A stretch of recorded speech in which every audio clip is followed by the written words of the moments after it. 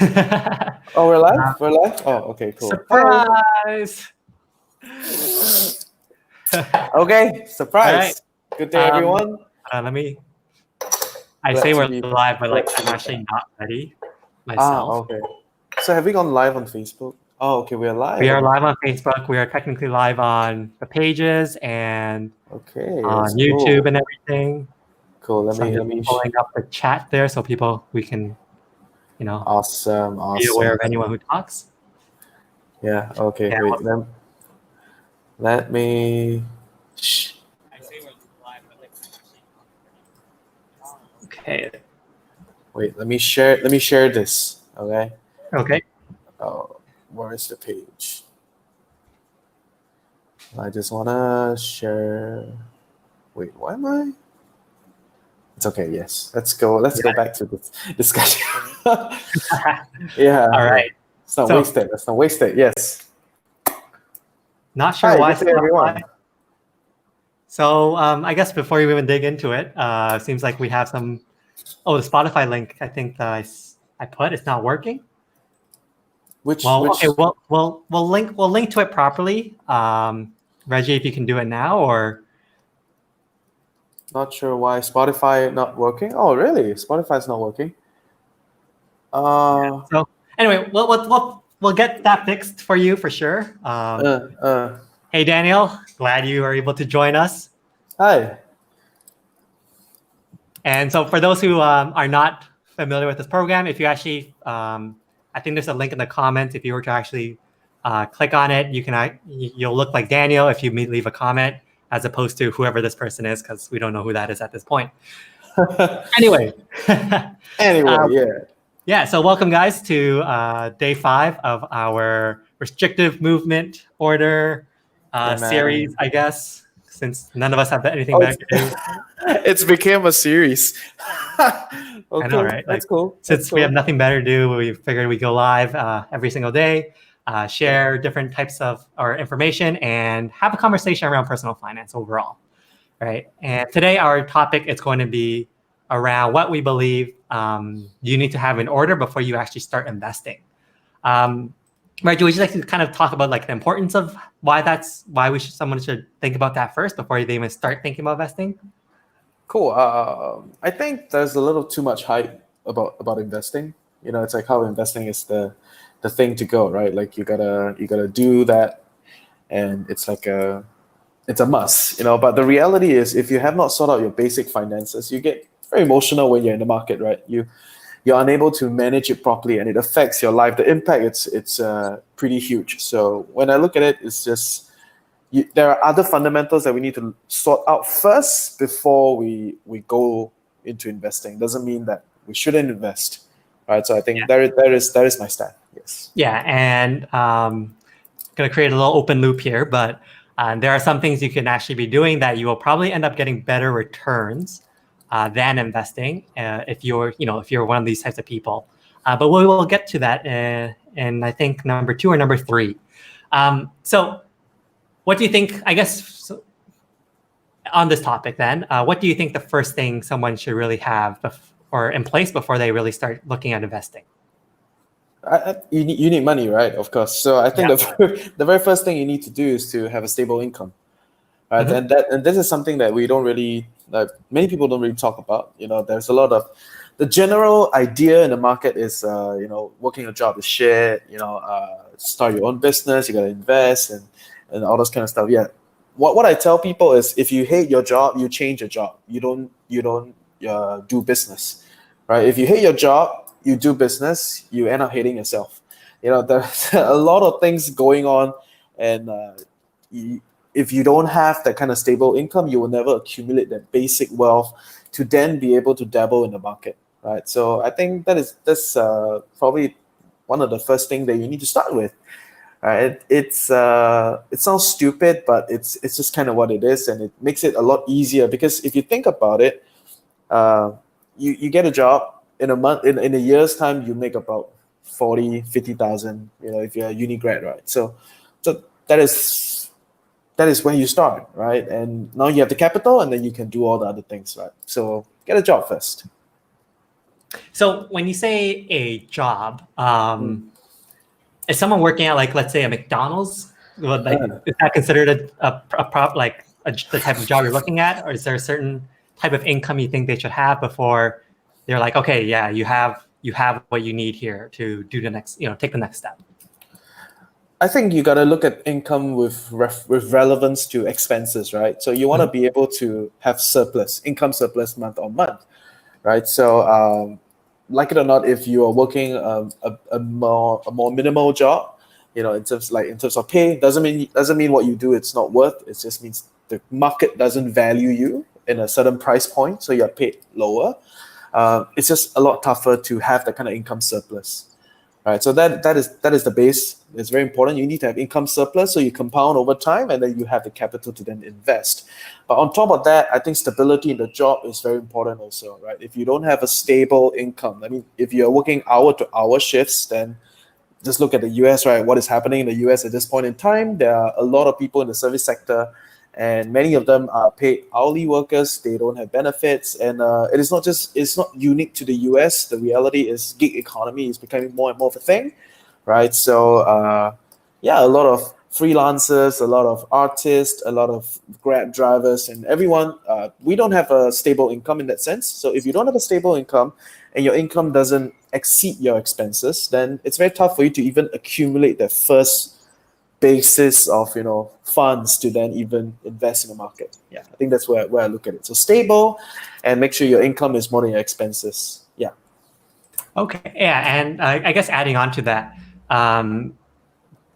it doesn't necessarily mean you need to have, that the one job you have is going to be the only job, right? Like, if you are doing something that you already love, but you still want to, like, look at investing and you feel like there's not enough from an income perspective, then that's where, the whole idea of working, or what people call a side hustle, but in the past is just like taking on another job of some sort, right? It's called Like working part-time in the past. Yeah. yeah, part-time, Yeah. Yeah. right? And building up that income there and using that money to take the next step, right? Yes. Yes.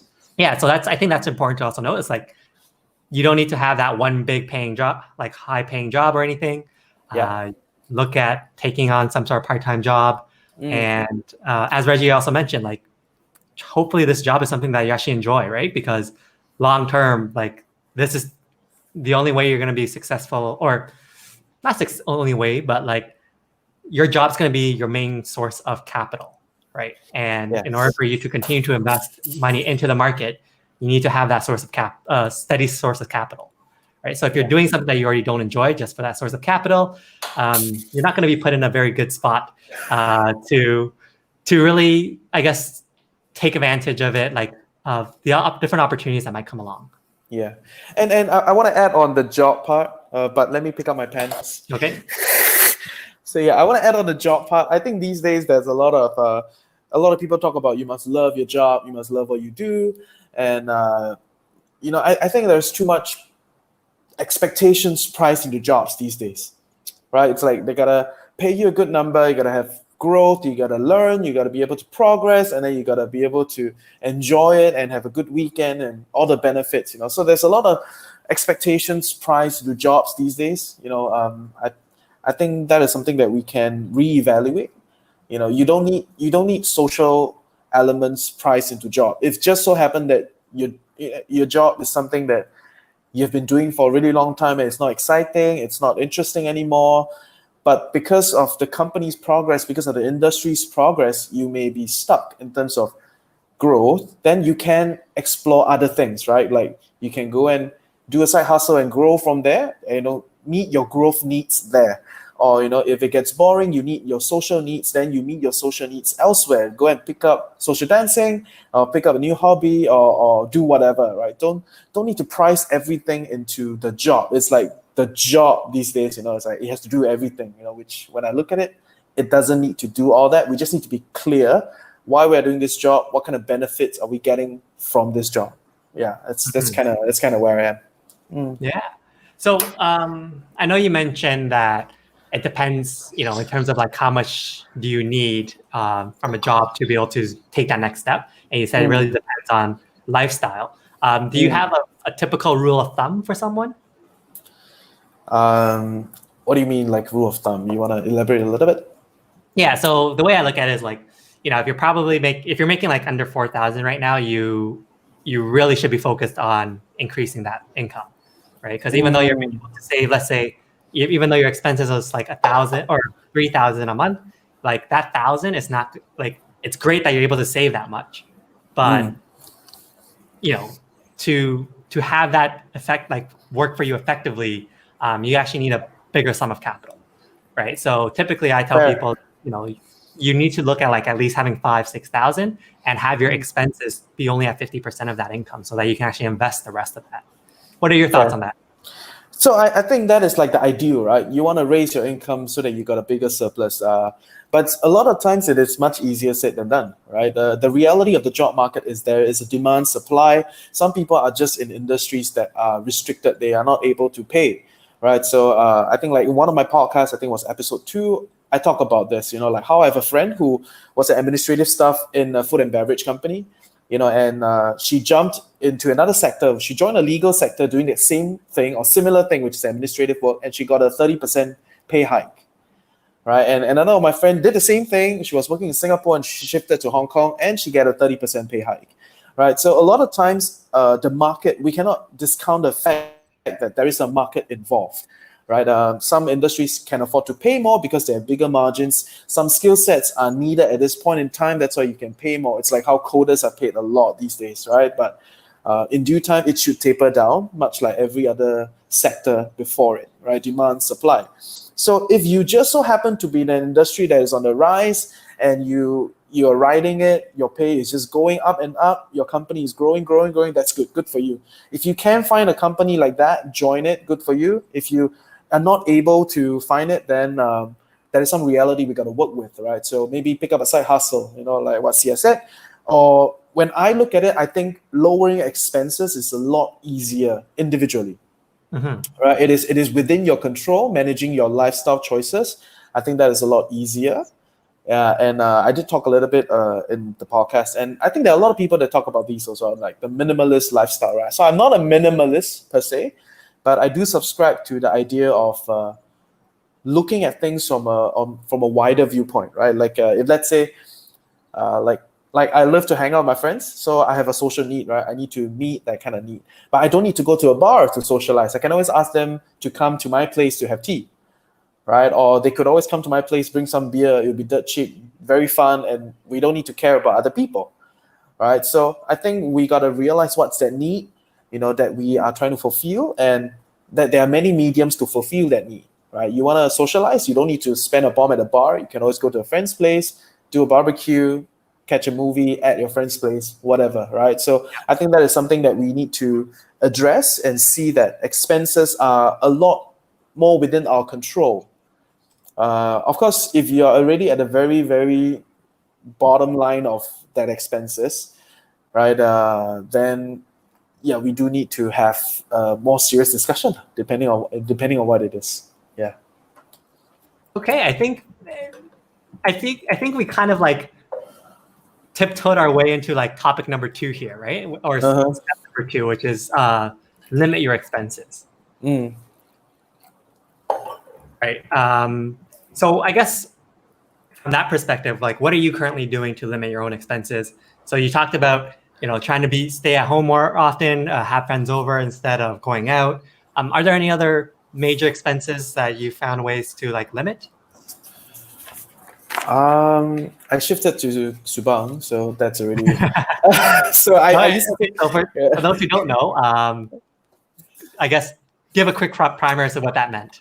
So I lived in Singapore before, and I'm in Subang now. So you get the idea, right? So prices are a lot more affordable. I'm making adjustments to my life. So my pay remains, or my pay has gone up a little bit because I took on another job, and my expenses have came down, right? Because I shifted to Subang, and it's a great place. It's within the suburb.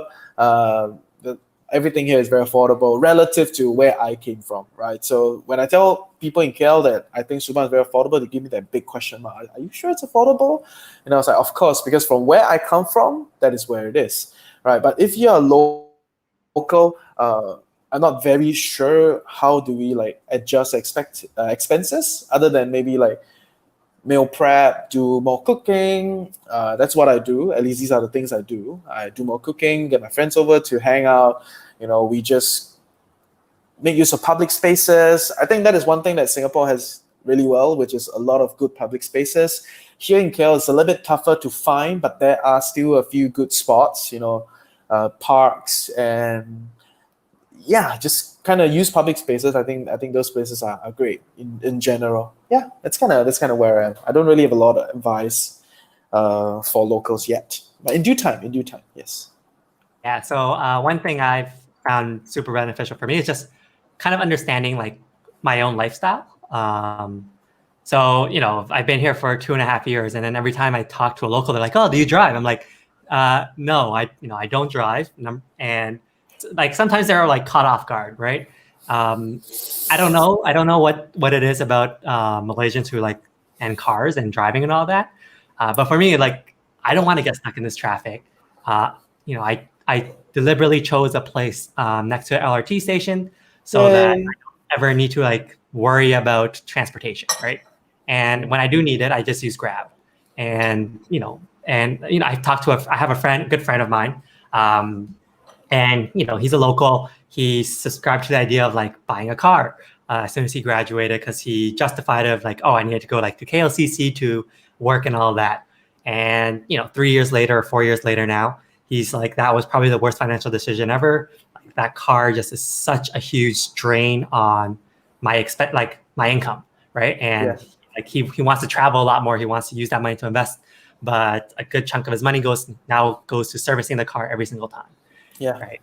So that's one example. Another example is, knowing what my needs are from a technological perspective, right? So for me, like I don't really play games on my phone. And when I travel, like I don't take that many photos. So I never felt the need to buy like the latest phones, right? Oh yes, latest phones.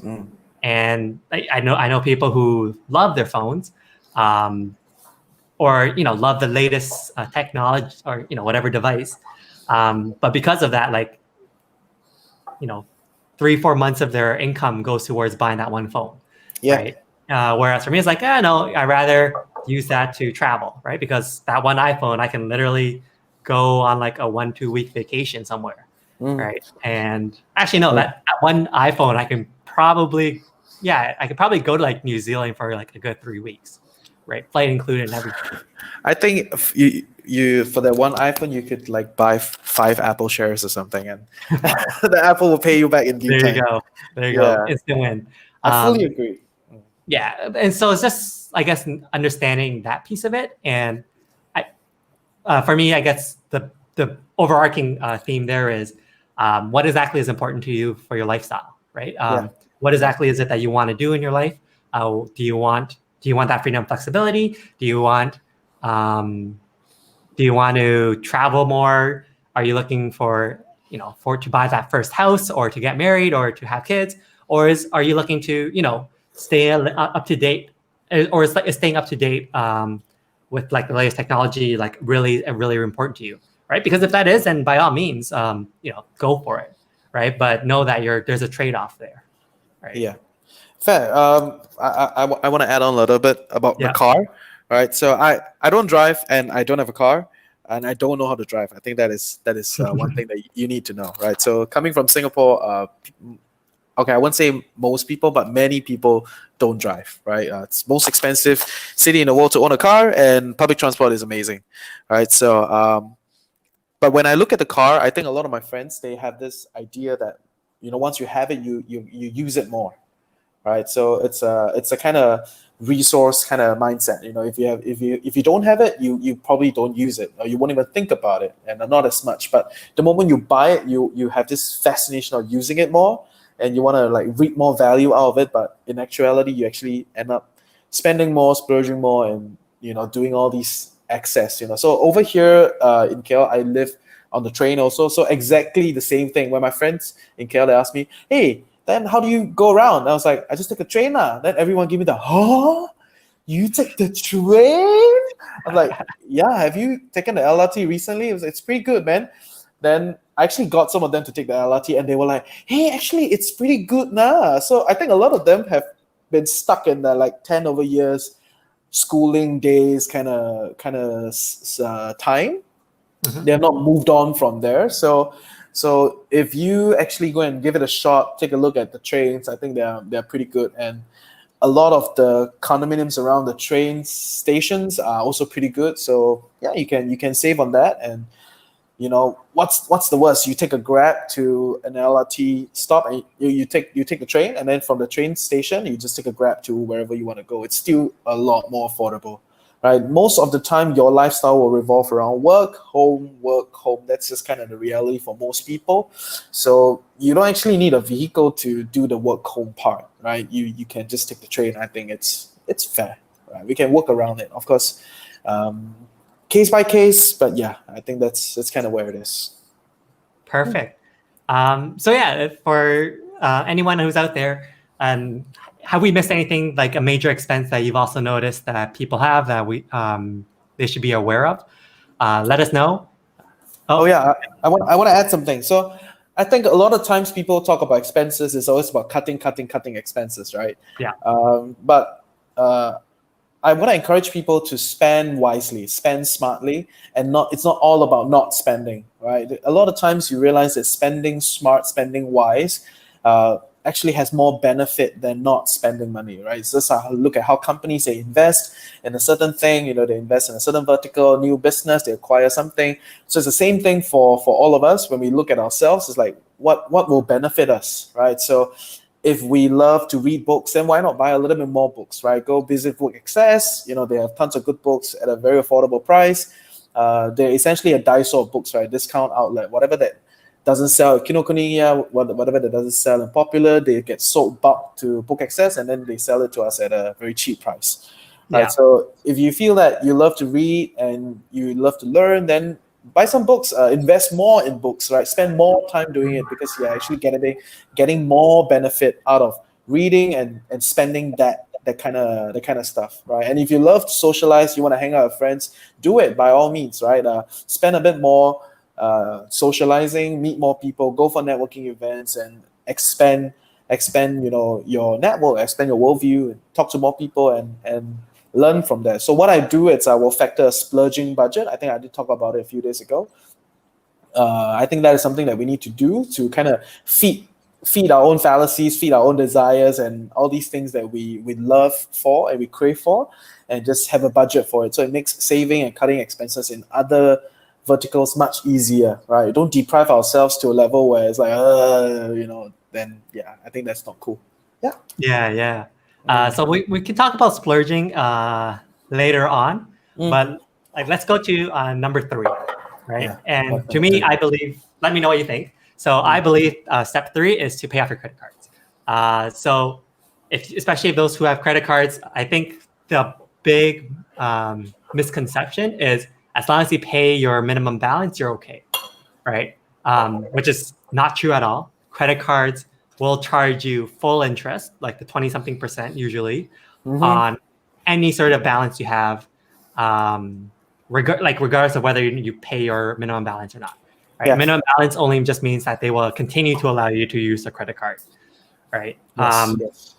And yeah, like if you're thinking about from an investment perspective, people are super happy to get 7%, right? Like that's considered really good, right? So why is it that you're happy with 7% to make 7%, but you're okay paying 20% for credit, right? What are your thoughts about that? I don't own a credit card, and I don't encourage people to have a credit card, and this is my case.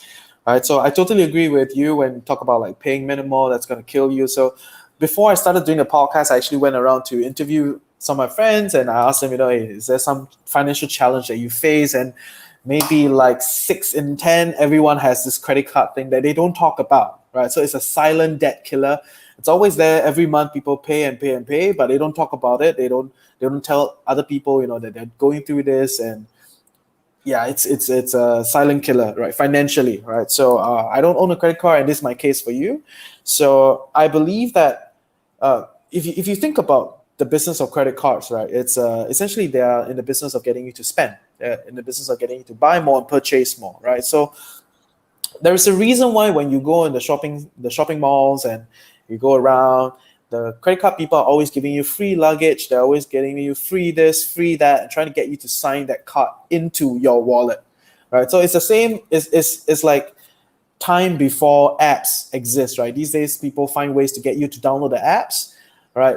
Credit cards, they find ways to have to put that card into your wallet. And once that card goes into your wallet, there's a spending propensity. You become more inclined to spend, right? At least that is the kind of experience I had when I first got my debit card. When I was a student, you pay cash, and then suddenly I got a debit card. Somehow the money just flows a lot faster. And when I ask a lot of people, I think a lot of people share this experience is when you spend with credit, you tend not to feel it as much, right? So I think the business of credit card, it's quite, it's very unhealthy for most of us. So I personally recommend people not to have a credit card, at least not when you first started working. If you cannot manage cash, forget that you can manage credit, right? Go and manage your cash flow first. Manage your income, manage your expenses, manage all the things that you can manage with cash.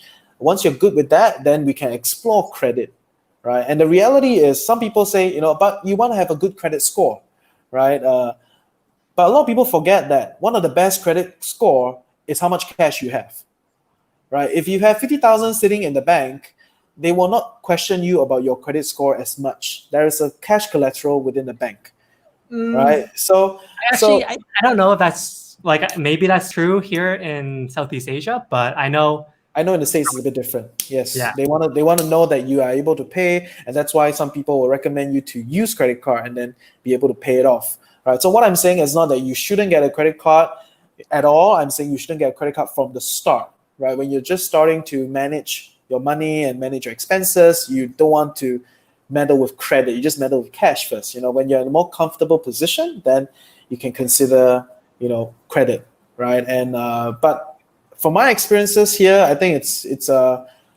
pretty easy to get your way around when you have cash sitting in the bank. Right, that's kind of how I got my bank card. But yes, that's a story for another day. Yeah. Yes. Yeah. So I guess just giving my 2 cents about credit scores and all that. So my experience is definitely more from North America. So I don't fully know how credit scores work here, simply because for some reason, like Malaysia requires, I think they require you to make like 5 figures as an expat before they allow you to give you a credit card. And I was just like, after that, I was just like, oh, that's interesting. Usually they'll be like, oh, you're working, like, here's a credit card, spend as much as you can, please. But anyway, so just going back to my own experience using credit cards, I think the best ways of doing it, if you were to use one, is only have your put all your monthly expenses on that, right? So your phone plan, your broadband, if you can somehow get your car loan on that. I don't think you typically can't get your rent on that, but just put those types of things on, and then have it automatically pay off every single month, because there is an option, like you can fill up some. I'm in Canada anyway. You fill out some sort of form, and you can just say I authorize this credit card to withdraw. It's the full amount needed to pay off every single month, right? And from that perspective, there's never that feeling of like, oh, whether you forget or whether you pay or not, because then you're kind of on the hook to pay every single month. Of course, there's definitely ways for you to screw that up and end up going down a spiral that you should not be going down. Yeah. But that to me, I think, is if you were to have a credit card, if you already have one, make sure you do it that way, just so then you never have to worry about paying 20% interest on money that you really could have paid off right away. Agree. And I think the consensus is you got to pay down the credit card, right? Just make sure you don't hold any credit card debt. If you still hold any credit card debt, I think that's your best investment. Just go and pay that down first. Don't think about trying to invest for the long term, blah, blah, blah yet. Yeah. Okay. And then number 4 then. So I think number 4 here should be pay off pay off any other debts that's like 5% plus. What are your thoughts? So I can agree with that, but I don't see many people having debts that are more than 5%. At least not within like our age, right? Like 20 plus, 30 plus. Unless you own a car, I'm not sure about the car loans here. I don't think they are more than 5%. So Personal loans, I think personal loans. Personal loans, yes. Personal loans will probably about 8, 7. I think that's the kind of range in Singapore. Not sure here, but yeah. So if you have any personal loans, then of course you pay them down. I think that is fair. But yeah, I don't really have a lot of experiences in terms of paying down this kind of debt.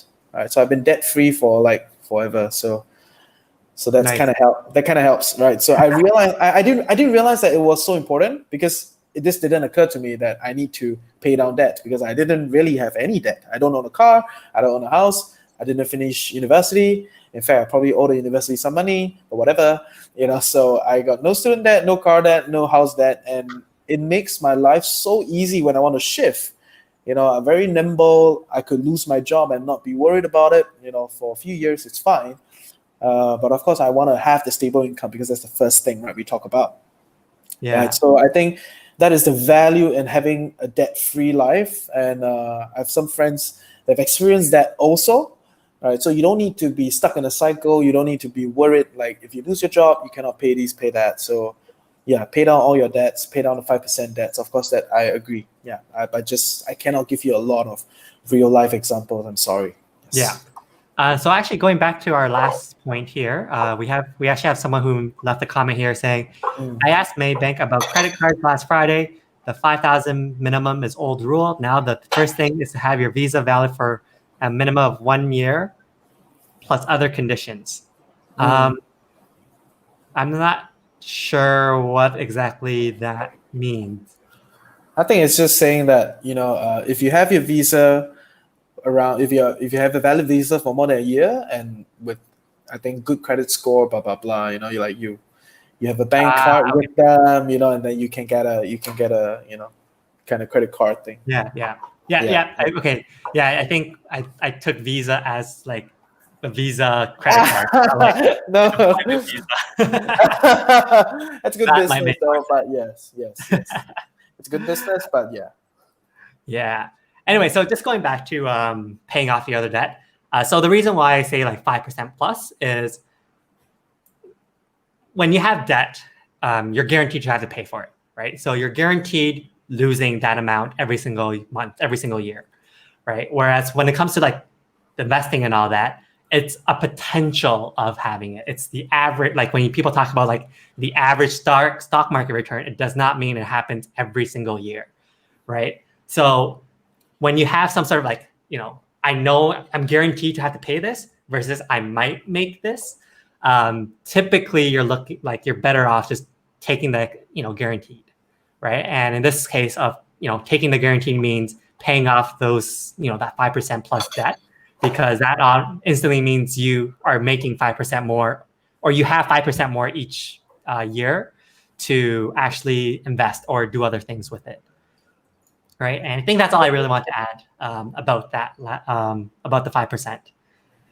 Okay. And Steph, sorry, anything you want to mention there? No, I think that's cool. Agree. Okay. So number 5 is investing yourself. Okay. That's a good yeah. So I know we have kind of differing opinions on what that means. Yeah. But let's start with what I believe investing in yourself means. So as someone who's like, if you're in your in your 20s or your early 30s, my argument is that your income, your professional skills, it's going to give you a better return, or improving your professional skills and getting that promotion faster, or optimizing the way you're looking at your future. It's going to be a lot more valuable from a time perspective than trying to invest and get 10, 20% this year, right? Case in point is, I came to Malaysia 2.5 years ago. I made 4,000 a month when I first started, right? Fast forward 2 years, I was making 9,000, right? And so that's that's 100 and something percent increase in my monthly income, right? And that income is guaranteed going forward. That income is something like I know, and for me, like I actually know I can make more if I were to, look for the highest paying company, right? But because I took that time, those last 2 years to really like focus on improving my skills to the point where I can command that type of salary, I'm able to then take all this extra money that I'm making now and actually invest it. So that is what I think when I think of investing in yourself. What are I your agree. thoughts? I agree, actually. I agree with the idea of investing in yourself, that you want to become better and more refined with your skills. And yeah, I don't think there's much dispute there, but I think our dispute is how do you do that? Okay. Yeah. That is the how, right? And I'm curious, how did you refine your skills? Yeah, your journey. Yeah. So I've done a bunch of different things. At the beginning, when I had my first job and all that, it was primarily books. So like I actually gave myself, I think I forced myself to spend 5% of my income every single month on buying books, right? And those books were like, and obviously, you know, I was actually required to read them, right? So it's not just like buying books for the sake of buying books. From there, I actually started looking more at, so I guess a few different things were happening at that time. So buying books was my big one. Figuring out where I wanted to go professionally, and then talking to the people who are already there and asking them about the skills that they developed, or that they felt was most important for success in that space, right? And for me, then figuring out how do I actually get to improving those skills faster, right? So a lot of that was like taking people out for coffee, for tea, for lunches or dinners, just to really have a chance to pick their brains. And from there, once I had a clear idea, it's like, okay, these are the skills I know I want to double down on. I figured out who were the people that I knew personally or online who have demonstrated that they are the experts in that space, and then finding a way to learn from them. So that could have been through a podcast. And last year, I binge listened to 2 different podcasts. Each of them had 200 plus episodes. Each podcast was like an hour to 2 hours, right? So I went through about 800 hours of content. 2 times speed. Yeah, at 2 times speed. So that obviously, cuts down on the actual required amount of time. But that's one way of learning, right? I've gotten to the point where, for most cases, like reading a blog does not help. And what really does help is actually going through a course, right? So I actually did end up paying for, I think it was $1,000 or $2,000 US for a marketing course. And this is way before like I knew anything really about marketing, right? But that gave me the foundation to then create my own little playground, so my own website, testing all of these things, right? So I actually threw money into it, threw my time, effort, energy of what I've learned from that course, and I had a chance to actually take like what is just like theory, just theory, and actually having practice with it. So creating a practical place, right? And because of that, like when I got into the role of like what I'm doing now of advertising, like I already knew a lot of the things that the company was doing. I had a lot of different input. And because of my just drive of like and curiosity of always wanting to learn, like I just naturally got pretty good at it pretty fast, right? So yeah, those were the 3 main ways for me learning. Number 1, buying a bunch of books that I found was valuable for me to learn from either personal skills or professionally. So like, how do you sell? How do you market? What is psychology? To personal of like, what does it mean to be more efficient with your time? How can you be more efficient with your time? How have like your top CEOs in different ways been more efficient with or how have they structured their time, because they have a method that works, right? So replicating that.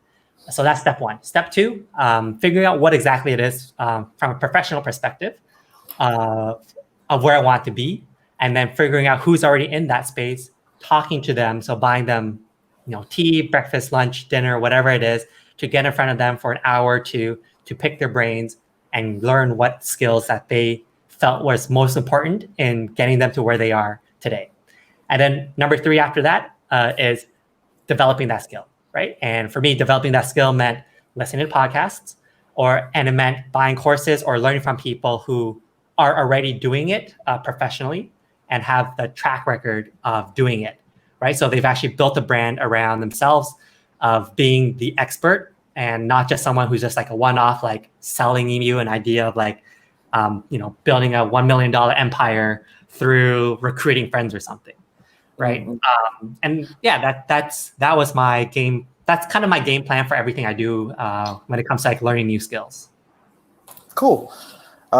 And I love that. I love that plan. I think I fully agree with the idea of like reading books first and then, picking people's brain or the relevant people and then find whatever free resources you can get out there before even consider buying a course. And this is where I'm coming from, because I think there are a lot of people, tons and tons of people that have spent a lot of money in courses and have gained like limited, or like maybe even nothing, out of the course, right? And this is where I stand, because when we talk about investing in yourself, I agree with the actuality of investing with ourselves. That means like to refine your skills, and over time you will benefit and you raise your income and you raise your influence, you raise your capacity over time. I agree.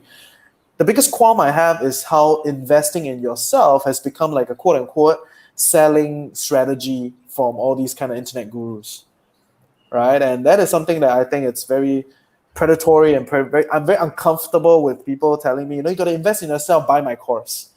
To me that is very, very unhealthy, and that is something that we definitely shouldn't engage in. So how do I tell people? It's like, if you want to learn how to invest in the stock market, right? Have you read books, right? That's always the first benchmark, right? Have you read some books? If you have read some books, can you share me what are the books that you read, right? And if you have already read those books, and maybe I could share with you some other books to read, right? Then from there, you go and find relevant people and you pick their brains. All these are validation process.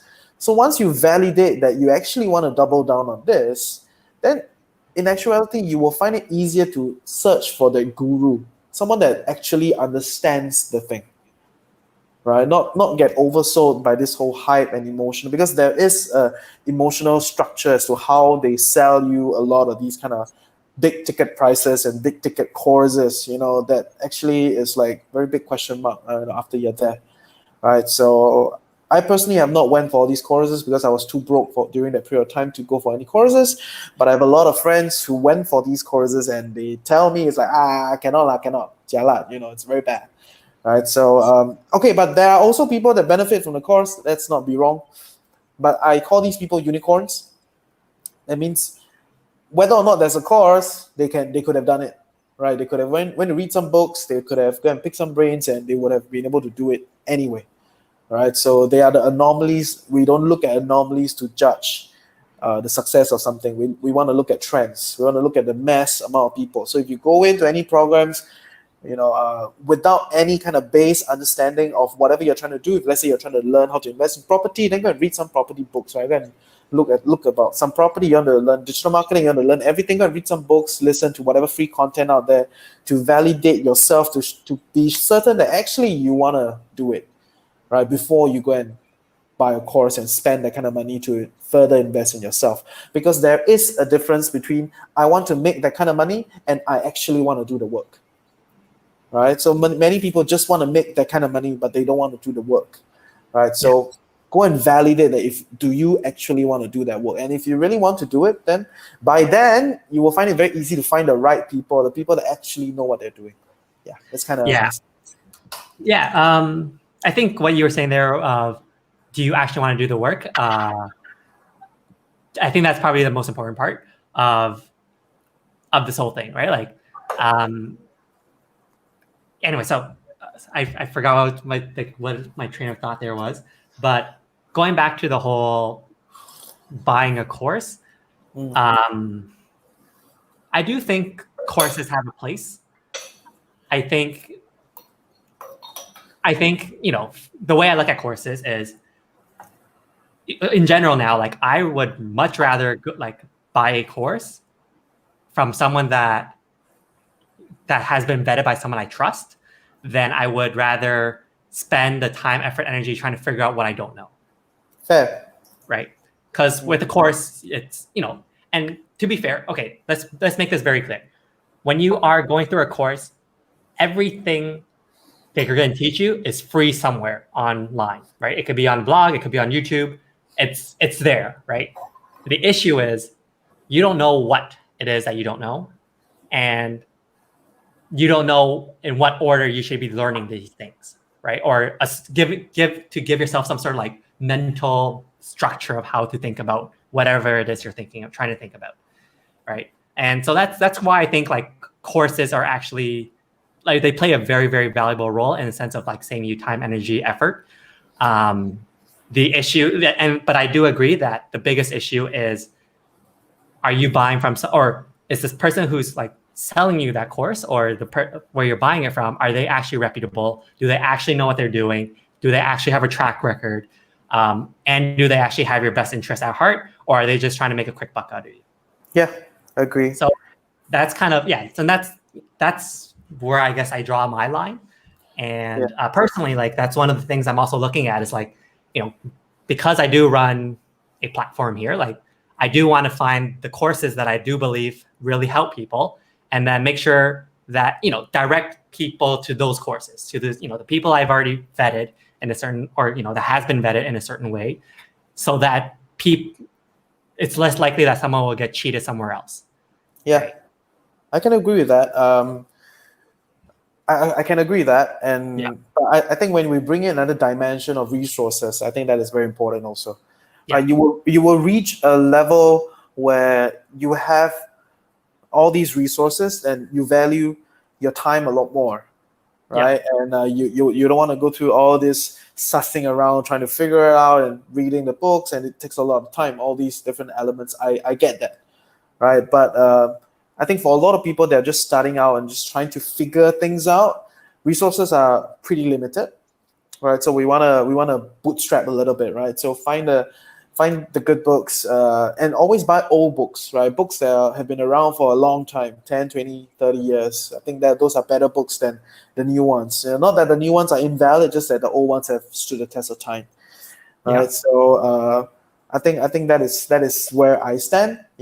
I do agree that there's a place for courses.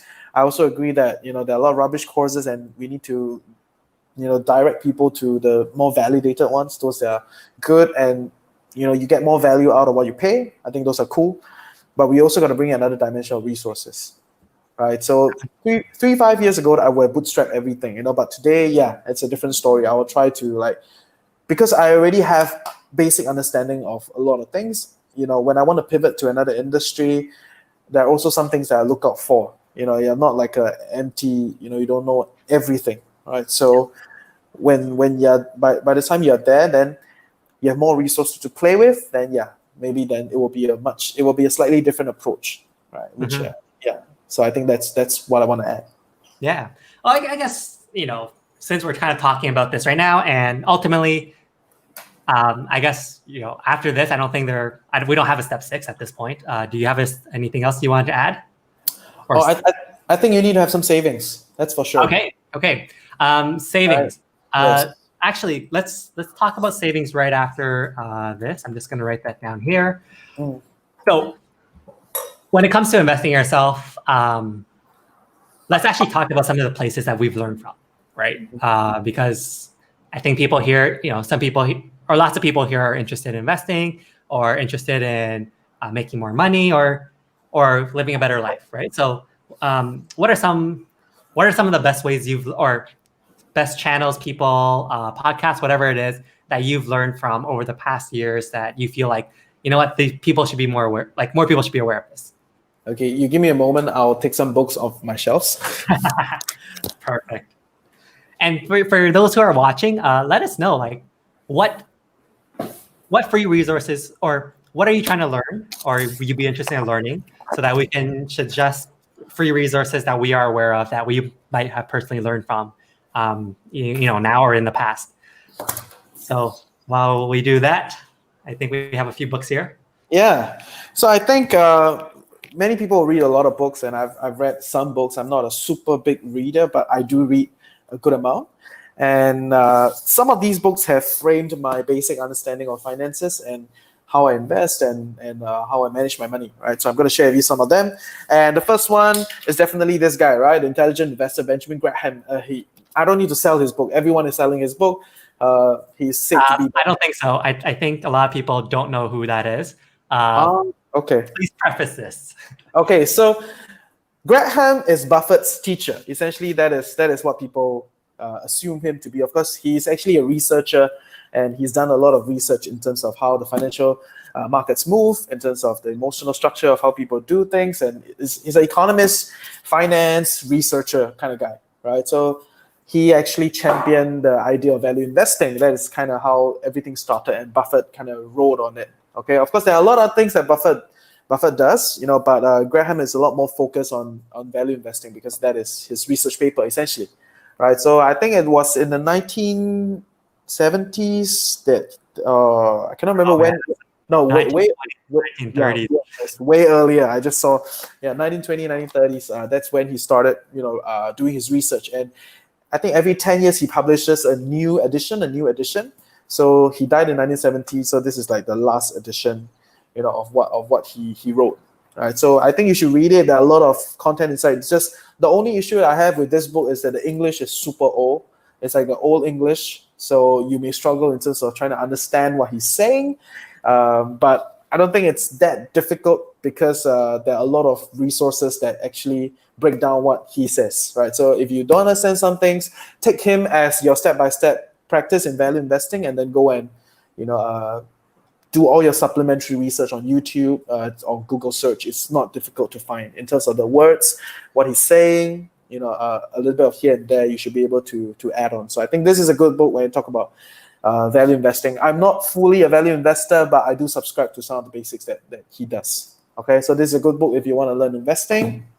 I bought it from MPH 89 RM, so it's not too expensive. They don't sell it at Book Access. If not, I buy everything from Book Access. So yes, 90 RM, bros. Go and learn 90 RM and maybe 10 cups of coffee. Every weekend you read one chapter, you finish it. Okay, cool.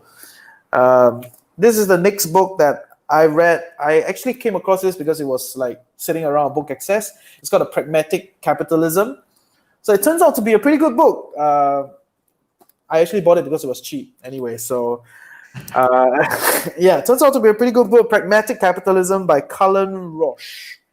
Cullen Roche, right? And he brings into a lot of perspectives, on this guy, right? So how Buffett invests in the market and how Graham does all these things. And this guy brings in another kind of coverage around that. He talks about how there is more than just value as to how Buffett does it. There is like a lot of rigorous acquisition that he does from time to time because he's very opportunistic. So it's not all about just value.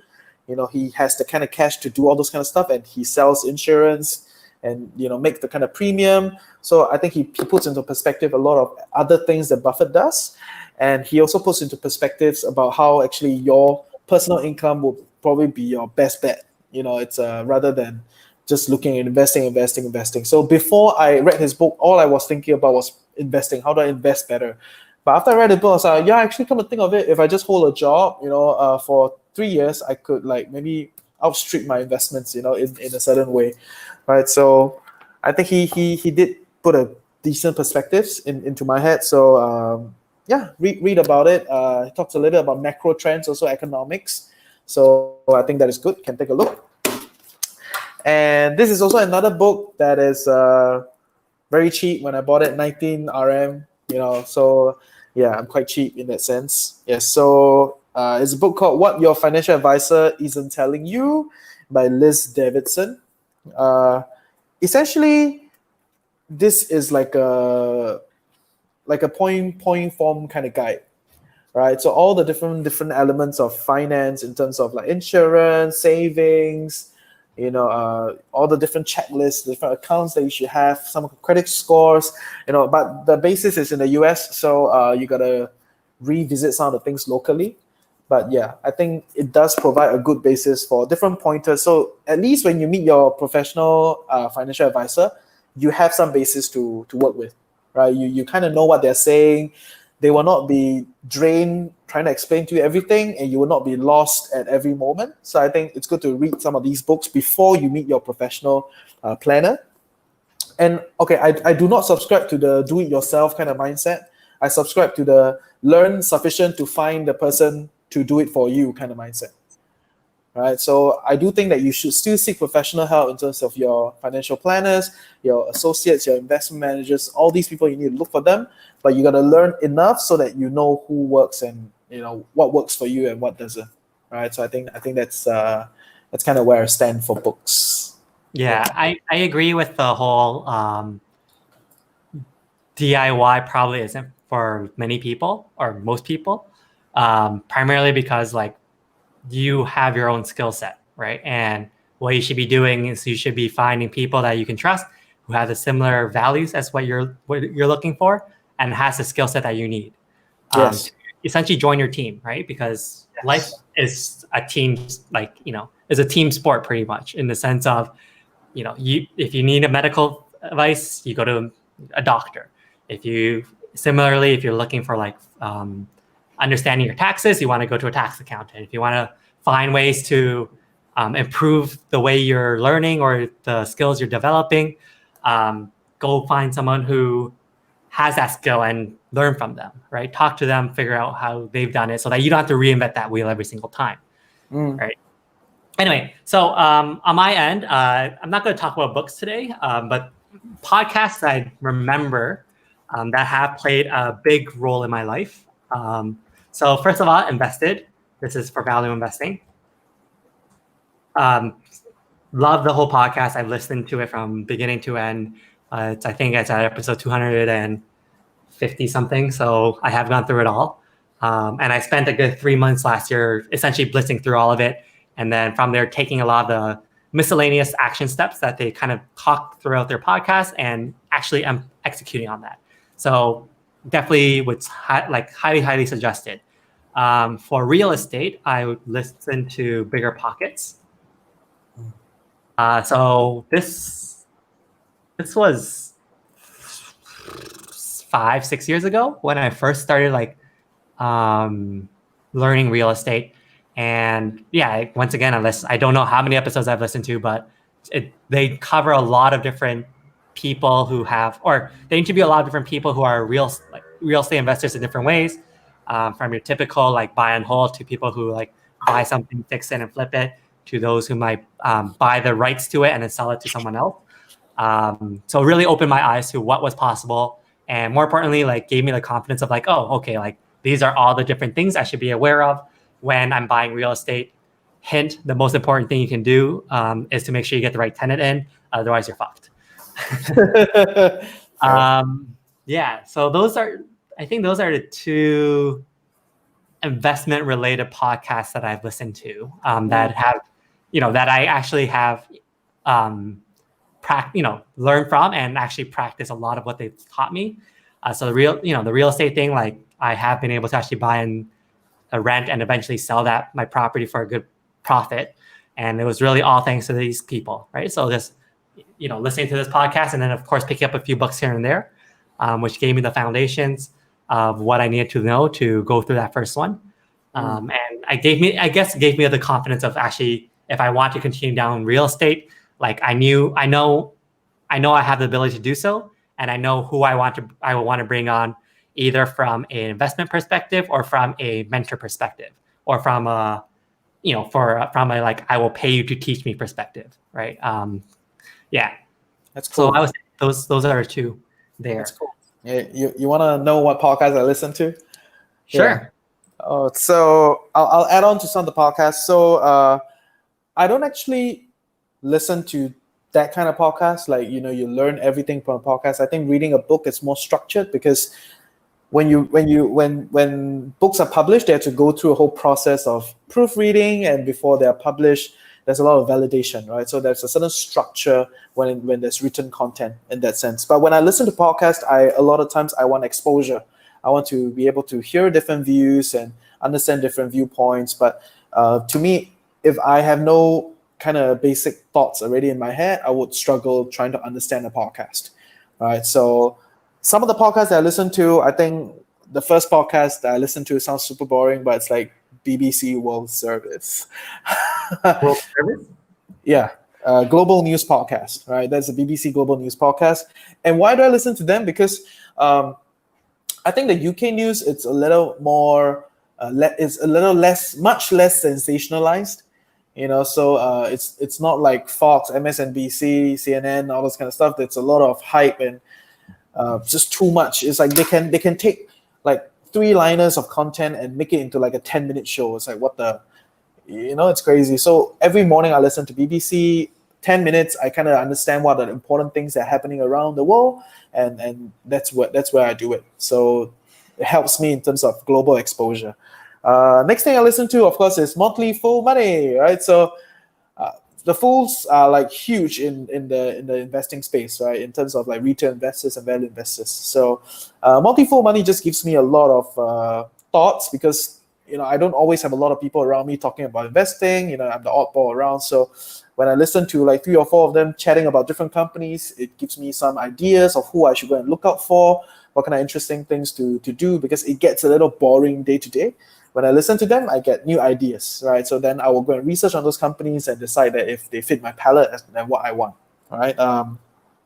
2 other things that are not finance related would be relationships alive, and the science of happiness, right? So these 2 are some of the podcasts that I really like because it's a very conversational. It talks about different elements of life, how to manage your relationship, the kind of different ways of managing anxiety, managing depression, the emotional aspects of things, right? So to me, this is vital in being a good human, and it's also extremely important in becoming a good investor, right? Becoming a good investor, you got to manage your emotions. You got to understand why you do certain things, why you react certain way, and get to know yourself better. So I think that, those 2 podcasts would be something I recommend.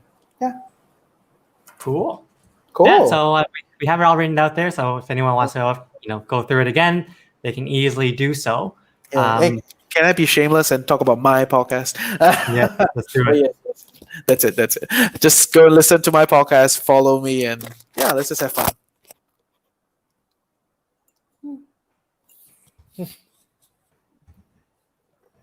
Thank you. There you go. Yes. Awesome. So we actually, before we go to the last one here, we actually have a comment here. Invest in yourself and also finding the right skill that can really impact yourself. Sometimes we just want to learn something new. It's just an additional knowledge without really contributing to yourself or elevating your life. What are your thoughts? I can agree with that. Actually. Oh yeah, for sure. But yeah, so our topic, I guess, here today was more like what things you need to have in place before you really look at it, investing in like the market or anything. But I do agree that life is not just all about money. And if anything, life's probably more about growing as an individual, right? And this is probably the best way of growing as an individual, to invest in yourself and things that you love, right? So totally agree with this whole concept here. Yeah. I agree. It's not all about money, and I think it's really about carving a life we love, and managing finances is just an aspect of it. All right. So yeah, just go and learn what you need to learn and have fun. I think that's good. Perfect. So where there's one comment. Where do we listen to all the podcasts listed? Spotify. Yes, everything on Spotify. So I think Apple Podcasts, Google Podcasts. Okay, you need to understand how the podcasts work. Most of them do not list directly. Everyone goes through a backend host. So there's always a backend host, and you will probably not know all these backend hosts. They are the places where you upload the podcast, and then they will distribute it in all the different platforms. So very, very high chance that whatever you can find on Spotify, you can find on Apple, you can find on Google, you can find anywhere. So yeah, just listen to the platform that you're comfortable with. I vote for Spotify. Yes. Yeah, I personally use Spotify primarily because I like the 2 times speed option. If it had a 2.5 times speed, it'd be perfect, but 3 times is a little too crazy for me. So I've learned to live with 2 times speed. That's good. I'm trying 1.2. You've influenced me. Yeah. It's good. 1.5 already sounds like people are rapping. But it's okay. I'll get used to that. Yeah. Yeah, and I guess this is kind of on the same topic, but not really. Um, when we're looking at investing in yourself, I guess we can also look at like what's the most important skill to learn in order to invest in yourself, right? So I would actually argue being able the ability to take in information. Like the faster you're able to take in information, the faster you'll be able to do whatever it is. So learning to like listen to things faster is, in my opinion, like a great way to actually improve your ability to like consume stuff, right? Fair. Anyway, so last topic here. So what else do we need to have before we start looking at investing? Have savings. So Yeah. where do you think you stand on this? I think they're very important because they form your financial safety net, right? Of course, investing has its own challenges, but I think most of the time, people are more worried about losing everything. Like when there's a big crash, and what if you lose everything and those kind of stuff. So people are more afraid of that, and when a recession hits, I think that is where there's a chance of that kind of thing happening. But more often than not, your biggest worry is what if you lose your income, right? So everything is kind of in line. They work together, right? So you must have your income before you pay down your debts, everything before you invest. But for me, before you enter the market where risk is everywhere, it's very questionable when people say, invest in this, it's not risky, or invest in that, it's less risky. It's how do you value risk, right? So then that is a whole different topic for another day, right? But as long as you're trying to make money with money, there's always an element of risk. It's just how much you understand this risk. How do you mitigate this risk? So before you enter the market, I think that you need to have your own personal risk covered, which is what if you lose the money? What if you lose your job? What if you lose your income? Because your main thing is still the job. The main thing is still the income that's paying you, right? So at least have 1 year worth of living expenses, or like survival expenses, which means like you remove every other thing that doesn't feed your survivability, right? And I think that is a good start. Once you have that kind of savings benchmark, it will make your life so much easier, and you can work from there. Yeah, in terms of whether you want to invest, or whether you want to invest in a new skill so that you can go to another company, you can become an intern, you can change industry, you can do a lot of things after you have that kind of 1 year worth of living expenses. It makes life a lot easier and more certain. That's what I feel. Yeah. Yeah, but 1 year, that sounds pretty intense. Yeah, yeah, you can say so. But it's not 1 year of income, it's 1 year of expenses. So I'm really assuming that your expenses are maybe like 50% of your income, or find a way to reach that level, which most people actually can do that. It's not that difficult. First, if you have a car, you have a house, you have all the stuff, you have kids, then that's a whole different topic. But millennials, you just got a job, shouldn't be that difficult. Because honestly, if you can survive on 1,000 RM a month, now that you have 3,000, I'm assuming that you can survive on 1.5 thousand, right? It's there's some sort of assumption there. Of course, we can work on the assumption, but to me, it's not that difficult. So in a year time or half a year's time, you already kind of covered for a year in terms of your living expenses, right? And I think it's also very important to understand the value of time in that essence. While a lot of people would argue that you want to be as early in the market as possible so that you can reap the value of time, I look at this like 1 year or half a year process as a way of validation of learning new skills and confirming that this is what you want to do. And then by then you should be in a much better position to go in, right? But that doesn't mean that I think taking action is of course very important. CS always talk about taking action, so I think that's cool. But you also don't want to be in a rush to do anything, right? It's like these days, a lot of people are like, how do I invest? How do I invest? How do I invest? Chances are all these people will not do well in the market, right? Because they have never been in the market. They don't understand the market. They're just rushing in because people tell them that, market's coming down and you need to buy it, right? So it's a lot of FOMO, a lot of lack of understanding. So build your skill, get some exposure, learn, take your time, and you get there, in due time. Don't be worried about missing out this downturn because, we probably have another 6-7 downturns in our lifetime. So yeah, that's cool. Yeah. I just wanted to reemphasize a few different things you mentioned. So you said like your bare minimums, right? Like, and I think for most people, like they probably don't know where their bare minimums are. So that's actually one of those things when people ask me about like, oh, how much should I save or how do I start learning to save? I actually kind of get them to kind of slowly figure out what that bare minimum looks like. Actually live through that for a month to be like, oh, okay, like I understand, like this is actually how much I need to survive, right? Because as soon as you actually know that number, you just from I guess from a psychological perspective, you know you're going to be okay, right? And you Yes. know it's a lot easier to be like, okay, I know my bare minimums. If I'm looking for like 12 months or a year of this, then I know exactly how much it is, and I know exactly how I would live, what I would be eating, where I'd be staying, how I would be interacting, and I guess most importantly, like what's not important to me. Yes. So yeah, like I definitely want to emphasize or what you mentioned there. And then there was another thing you were talking about. Man, you say so many things. I just want to like comment on.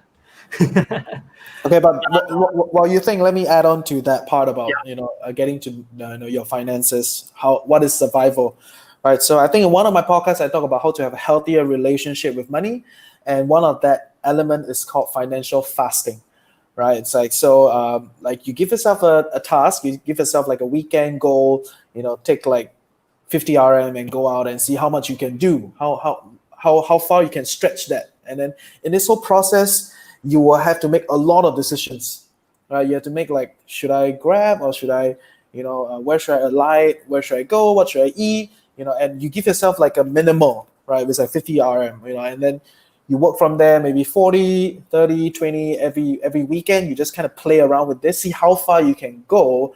And this whole process, you actually have to ask a lot of questions. And I think that is the beauty of this kind of like small little experiment, to work with yourself to know, hey, actually, I can have a pretty fun time with like 20 RM. I can do a lot of things with that, in a weekend. So stretch that and just kind of experience a different way of life, and that will be a very interesting aspect to do it. So of course some people go on backpacking, and that is actually how I started getting to know myself in terms of what do I enjoy, what do I not enjoy, what are just some things that I buy because everyone buys, and this whole process of getting to know myself and coming to a healthier relationship with money kind of did start as a backpacker. But you don't need to go backpack. You just kind of do a financial fast over the weekend, do something fun, and see what you can get to know yourself. Yeah. Okay, so the last comment I wanted to make from your initial thing was the whole idea of like, people trying to jump into this market because they feel like this is like a once in a lifetime opportunity. I agree there, we will definitely have more of these opportunities. In fact, we don't even know at this current stage, like where we are in this opportunity, right? Like it could literally just be at the beginning, right? And it might last the next 5 years for all we know, right? But yeah, it's this, when you're saving up this type of money, you're actually like, I guess there's just re-emphasizing the whole idea is like there's multiple aspects of things that are happening here, right? Like you have the money piece that we're talking about of actually being able to invest. And then you also have like the piece of like knowledge, right? Like knowing what you're doing, knowing what you're going to do, like having a game plan, right? Whether that's investing in stocks and real estate and I don't know what, art or whatever. There's a learning process or a learning curve, right? And when you're going through this process of saving up, you're only using one aspect of this, right? And that's time. The other or not really time, money. The other aspect you're looking at is like time. Like what can you actually do while you are saving up your emergency savings, right? And that's a great time to be like, you know what? Pick people's brains who are doing this as a profession. Try going through forums, listen to podcasts, read books, blogs. Get yourself as exposed as you can to whatever it is that you're looking for, so that by the time you have your savings figured out, you also have the knowledge to actually back up your next steps, right? So I just wanted to add that piece of like, there's both of these things can go parallel together. Yeah, I agree. Yeah. Anyway, so is there anything else that you felt like could be another step? Or I think we have a lot of things already. I would think that too. Do these things things first. Yeah. So I guess that is it for us for today. So thank you guys for tuning in. Make sure you check out the podcast or the YouTube channels that are in the description. We would both be what's the word here? Honored, I guess, if you were to subscribe to it and kind of start listening in and giving us feedback in terms of what you would like or what you like about it or what you would like us to talk more about. So starting from tomorrow, we'll probably be having another guest joining us in all these conversations. So it'll be a lot of fun going forward. We have no idea how it's actually going to go because we've never actually had a co-hosting experience like that. So please do tune in tomorrow, Monday at 5 p.m., where we will have a financial planner who will be joining us, and we will be talking primarily about insurance and what insurance actually looks like and people's actual needs. All right. So till then, take care. See ya.